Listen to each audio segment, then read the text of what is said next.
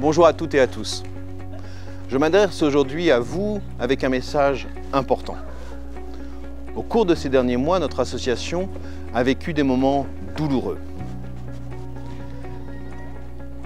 Et il nous rappelle une chose simple. Le risque de maltraitance existe partout. Et même lorsqu'il est isolé, ce n'est pas rien. Cela abîme la confiance que l'on a en nous, cela nuit à la dignité des personnes que nous accompagnons, remet en cause notre engagement collectif et constitue une vision dommageable du professionnalisme de chacun d'entre nous. Je veux d'abord rappeler combien le travail que nous faisons tous les jours est exigeant, essentiel, que nous devons le faire de manière discrète, mais repose sur le professionnalisme de chacun des membres de l'association. Mais nous ne devons pas laisser les comportements individuels mettre en cause l'engagement de tous. Face à ces constats, en lien avec les familles, les professionnels, le conseil d'administration, nous avons souhaité rédiger un plan de lutte contre le risque de maltraitance. Ce plan, qui vous sera communiqué dans le détail, comporte 4 piliers précis. Le premier consiste à considérer que le risque de maltraitance existe partout et que nous ne devons jamais le banaliser. Nous devons aussi construire des réponses claires face aux situations de maltraitance avérées. Nous devons passer d'une culture du silence à celle de la parole. Et enfin, nous devons faire en sorte que chaque cadre, chaque référent bien-traitance et finalement chaque salarié de l'association dispose des moyens de réguler les situations auxquelles il assisterait. Ce plan va se détailler dans les mois et peut-être même les années qui viennent.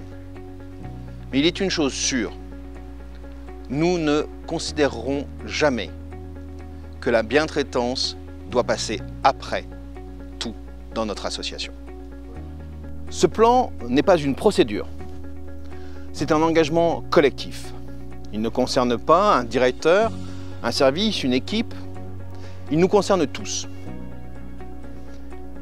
Parce que chaque mot, chaque geste compte, parce que chaque silence est un compromis de trop avec la bientraitance, nous devons en faire notre sujet commun.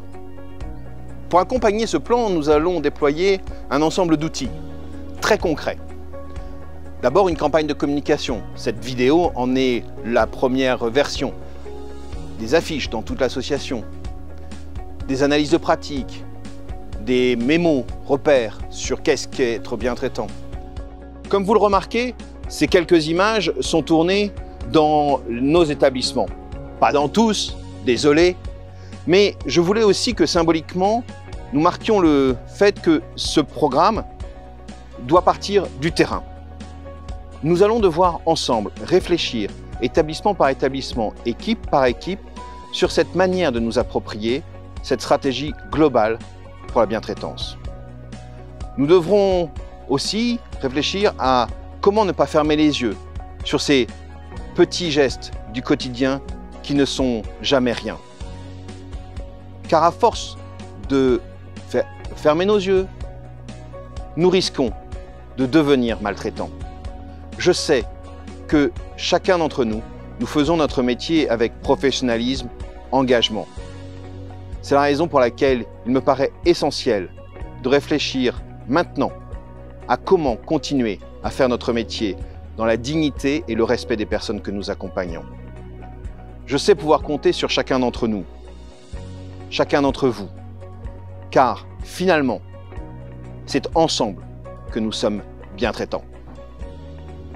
Merci à chacun et à chacune du travail que vous ferez avec nous dans ce cadre.